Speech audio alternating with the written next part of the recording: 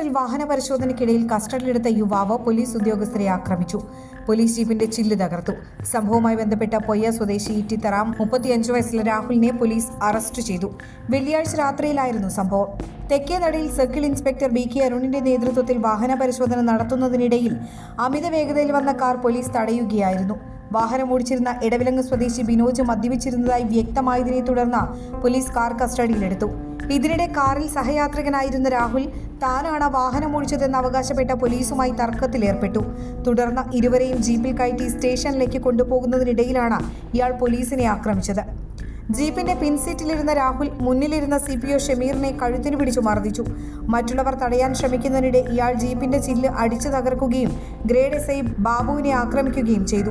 ആക്രമണത്തിൽ SI ബാബുവിന്റെ വലതു കൈക്ക് പരിക്കേറ്റിട്ടുണ്ട്.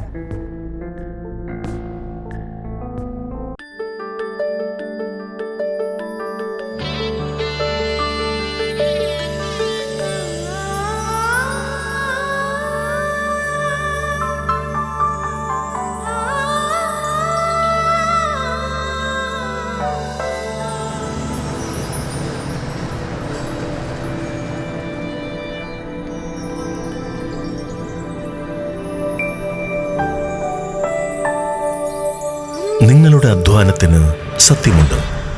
ഞങ്ങളുടെ സ്വർണത്തിനും.